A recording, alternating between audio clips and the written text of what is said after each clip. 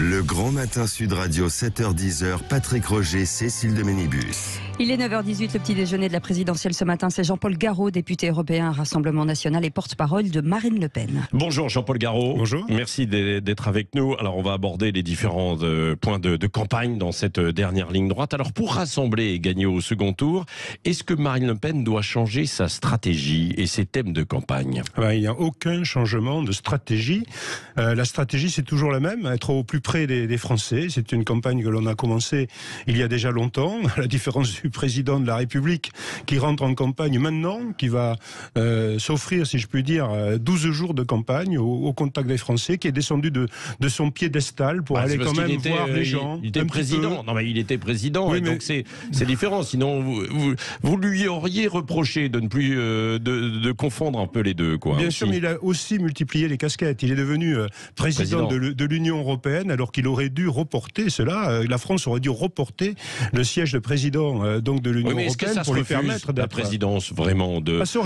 Non, mais techniquement oui, mais je veux dire, est-ce que pour la France, pour le pays, c'était tout à fait possible. Remarquez, c'est finalement une bonne chose puisque ce sera Marine Le Pen qui deviendra présidente de l'Union européenne aussitôt qu'elle sera élue présidente de la République française. Bon, alors donc vous y croyez. Elle était donc beaucoup sur le pouvoir d'achat.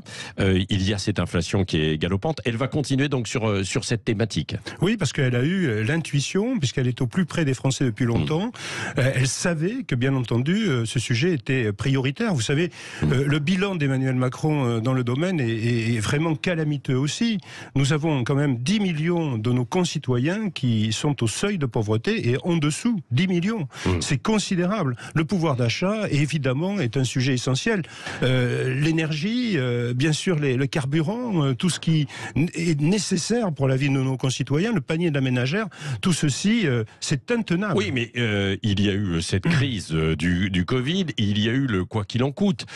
Si le président n'avait pas mis aussi l'argent sur la table, beaucoup d'entreprises auraient fermé, sans doute davantage, et il y aurait encore plus de personnes en difficulté. Le quoi qu'il en coûte, je le comprends, on le comprend. Oui. Il fallait aider, bien entendu, les gens, on le sait bien. Sauf qu'on arrive au final à 3 000 milliards de dettes publiques et que le président Macron a accru de plus de 600 milliards donc cette dette, et le quoi qu'il en coûte intervient vraiment au tiers, même pas au tiers de cette dépense supplémentaire. Donc on a dépassé toutes les bornes. Mais alors qu'est-ce que vous feriez de mieux pour améliorer le pouvoir d'achat, Jean-Paul Garot ? Parce que je n'ai pas tout compris dans le programme de Marine Le Pen. Écoutez, d'abord, une chose est simple, au lieu de distribuer des primes, comme le président veut le faire, comme des chèques cadeaux en quelque sorte, notamment sur les énergies qui sont notoirement insuffisantes, nous voulons revaloriser le travail.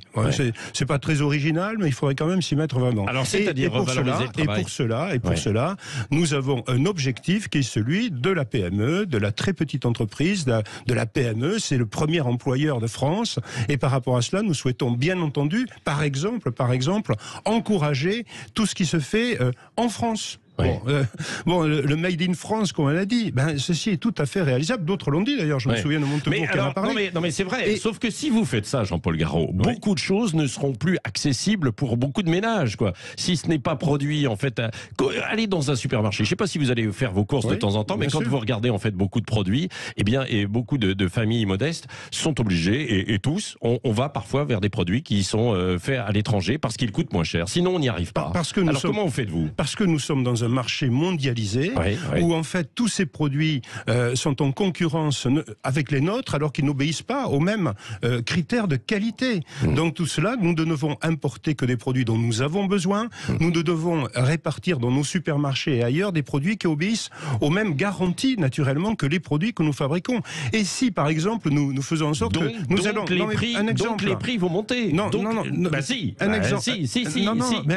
Jean-Paul Garot, mais vous pouvez dire tout ce que vous voulez, mais s'il y a plus de qualité, et donc ce qui est bien, évidemment sur le papier, mais ce sera plus cher, ne l'oubliez pas. Parce que vous raisonnez dans un monde tel qu'il est. Oui. D'accord. Oui. Sauf que nous, on va le changer. On va changer cette évolution. Mais alors comment Par exemple, la commande publique. Vous savez, toutes les administrations, les collectivités territoriales, les commandes publiques, auprès, évidemment, d'un certain nombre de produits de première nécessité, d'ailleurs. Nous allons donner une priorité à la commande publique pour qu'elle, cette priorité, aille vers des produits qui sont fabriqués, évidemment, en France ou dans des produits qui respectent les mêmes critères de qualité. Vous voyez, ça, c'est un point très important. Ça, on peut aller avec, par exemple, les cantines mais combien de fois j'ai vu sur le terrain des agriculteurs, des éleveurs qui ont des produits vraiment, même si vous voulez, des circuits courts. Bon. Alors ça, excusez-moi, mais ça a aussi une influence aussi très importante sur l'écologie, parce que ne pas aller chercher des produits à l'autre bout de la planète, eh bien évidemment, ça fait par rapport à l'écologie, c'est important, parce que bien entendu, on évite tous les transports onéreux, catastrophiques pour l'écologie.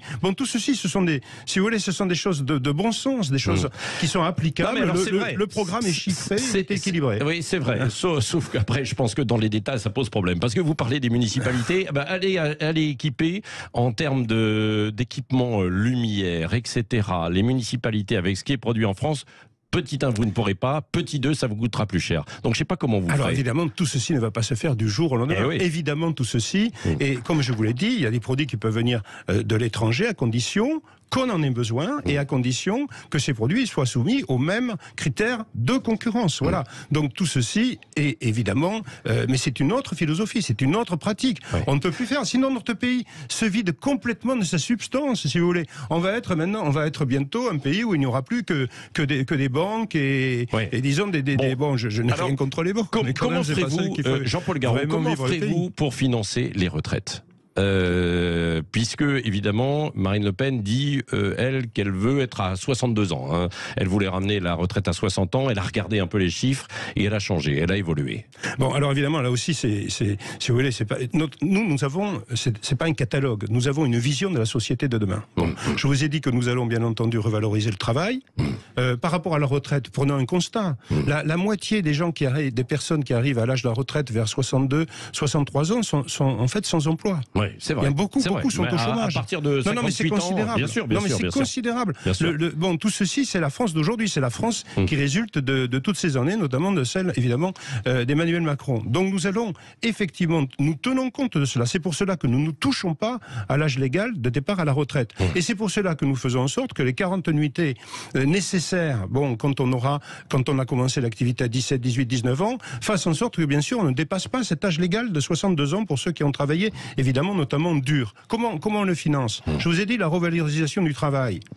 En revalorisant le travail, en faisant en sorte que nos entreprises fonctionnent, nous relançons la machine économique. Voilà. Nous ne sommes pas là pour distribuer... Ensuite, mais tout ça est chiffré. Ensuite, nous faisons des économies.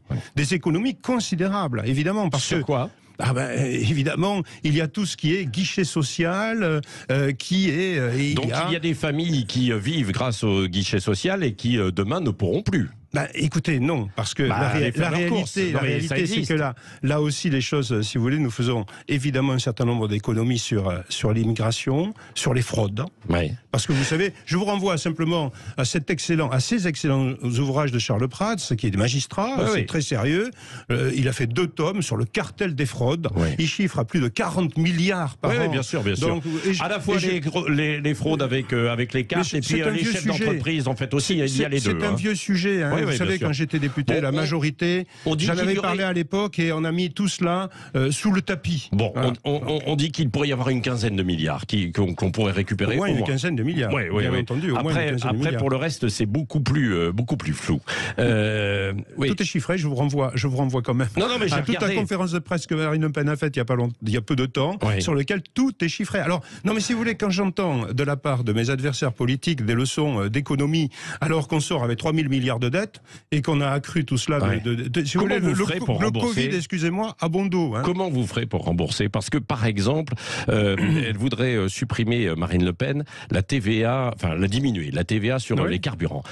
Or, alors c'est vrai, c'est une grande source aussi de revenus pour l'État. Bien sûr, mais donc, oui, mais d'un autre côté, si vous voulez, tout est lié. Si vous voulez, à partir du moment où les gens ne pourront plus se déplacer, ils ne pourront plus travailler, ils ne pourront plus rien faire, ça sera un pays contraint, les libertés. Enfin, on sort quand même. Là aussi, enfin, il faut quand même se rappeler de tout ce qui s'est passé. Les gens n'en peuvent plus. Les gilets jaunes, on comprend très bien, ils sont toujours là. Je ne parle pas des débordements inadmissibles qu'il y a eu après. Moi, je ne veux pas revenir à cela. 5 ans à nouveau de Macron, ça sera ça. Je ne veux pas revoir les Champs-Élysées et d'autres villes de France et l'Arc de Triomphe. 5 ans de Marine Le Pen, je ne veux pas revoir tout ceci. Je ne veux pas revoir l'image des fonctions, enfin de la fonction présidentielle complètement dégradée. Un président qui pose avec des délinquants qui font des doigts d'honneur. Enfin, je ne veux pas tout cela. Je ne le veux pas. Et les Français ne le veulent pas. C'est quand même très, très, très important. Et 5 ans de Marine Le Pen, ce serait quoi ? Ah, mais écoutez, je peux vous assurer, et ça c'est un point qui est d'ailleurs très remarquable, c'est que nos concitoyens se sont rendus compte de qui elle était vraiment. Et à travers toutes les caricatures qui ont été faites d'elle dans le passé, eh bien, il y a une sorte de découverte. On découvre qui est vraiment Marine Le Pen. On découvre non seulement qu'elle a les compétences, qu'elle a la capacité, qu'elle aime évidemment énormément son pays, mais en même temps, c'est quelqu'un de plein de bon sens, de plein d'humanité. Qui peut changer d'avis, quoi. C'est-à-dire qu'à la retraite, elle avait dit... attendez, 2 points. Non, mais 2 points très concrets. Mais sur les retraites, maintenant, elle avait dit 60 ans et maintenant, elle dit 62 ans. Je ne sais pas quelle sera la suite. Et sur Poutine, par exemple, elle avait plutôt de l'admiration pour Vladimir Poutine, et aujourd'hui...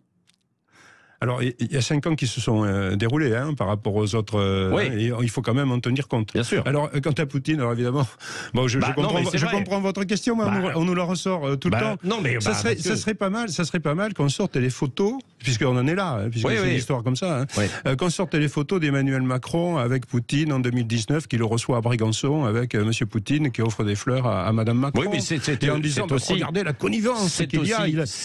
Poutine est reçu par le président dans sa quand vous êtes chef d'État, dans son château d'été. Quand vous êtes chef d'État, vous dialoguez aussi avec les autres chefs d'État. C'est exactement ce que Marine Le Pen dit. Elle n'était pas chef d'État encore. Voilà. Non, mais la Russie est un partenaire. Elle dialoguerait avec Joe Biden, par exemple, Marine Le Pen, bien sûr. Bien entendu. Et elle a été avec de nombreux chefs d'État. Alors bien sûr, on parle évidemment d'Orban, qui a été triomphalement réélu contre une coalition. On parle du Premier ministre polonais, qui a été insulté par le président de la République française. Si vous voulez, je pourrais vous parler quand même de ça très en détail, parce que moi je suis très opposé à cette évolution très mondialiste de l'Europe, et où on condamne des pays comme la Pologne, comme la Hongrie, parce qu'ils sont soi-disant, ils ne respectent pas l'état de droit, où on bloque les subventions européennes pour eux, alors qu'ils sont exemplaires en matière d'accueil des réfugiés ukrainiens. Jean-Paul Garot, que faites-vous avec les anciens qui sont partis de chez vous pour aller à Reconquête là ? Ils peuvent revenir au bercail ou pas ? Écoutez, on n'est pas dans les règlements de compte. Voilà. D'accord. On n'est pas dans les règlements de compte. On est là pour rassembler. Bon, ils ont fait évidemment des mauvais choix politiques. Bon, ça, voilà. Mais d'un autre côté, moi, ce qui m'intéresse, c'est rassembler ces Français. Nous avons la possibilité de gagner cette élection présidentielle. Est-ce que rassembler, il faut quand même que les gens le sachent. S'ils vont voter, si les gens vont voter, on gagne l'élection présidentielle. Alors rassembler, c'est avec Éric Zemmour notamment. Mais c'est rassembler, c'est avec tous ceux, bien entendu, qui partagent nos idées. Si vous voulez, nous, on est dans un train, si je puis imaginer, donner cette image.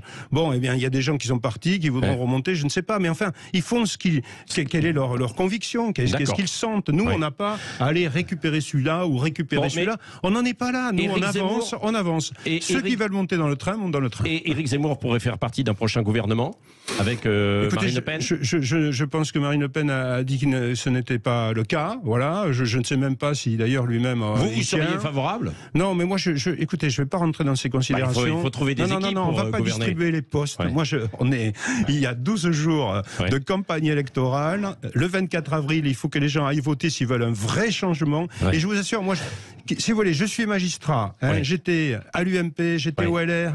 Je n'ai en aucune façon changé d'idée. Je suis là où je suis aujourd'hui. Je ne suis pas avec des extrémistes. Nous avons un bon programme. Donc, qu'ils fassent ce que j'ai fait et que mes anciens amis de LR, Éric Ciotti et d'autres, aient un peu le courage que j'ai eu. Voilà. Vous demandez, alors il y en a qui frappent à la porte ou pas ?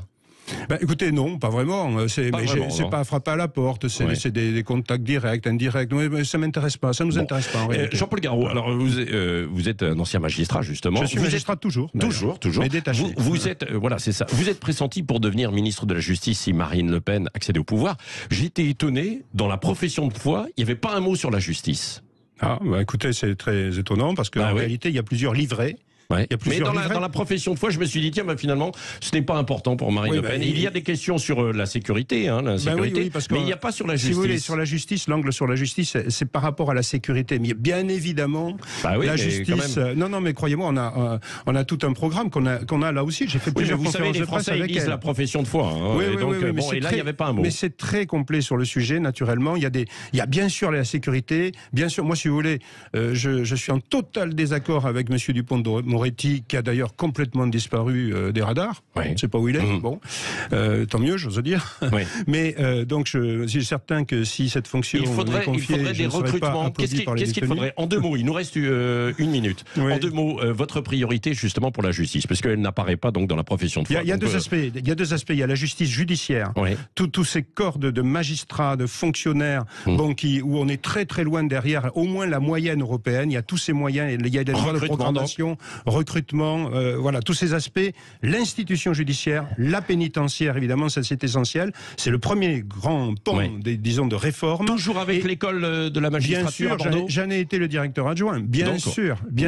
Bon. Une école qui fait école, si je puis dire, dans le monde entier. Bon, après, il faut revoir un certain nombre d'enseignements, mais enfin, l'école sera maintenue. Pas question de supprimer l'ENM, comme veut le faire d'ailleurs le président Macron, qui a supprimé aussi l'ENA. Et puis il y a un autre aspect, bien entendu, qui touche non seulement l'institution, mais sur les politiques, et notamment les politiques pénales, où on doit mettre l'accent notamment sur les trafics de drogue, sur toute une série évidemment de fraudes et tout ce que vous voulez, qui sont absolument... Et recréer ce lien entre police, gendarmerie et justice. C'est comme ça qu'on va restaurer un grand pilier de l'État. Merci Jean-Paul Garot qui était avec nous du Rassemblement National, d'avoir répondu à nos questions ce matin sur Sud Radio.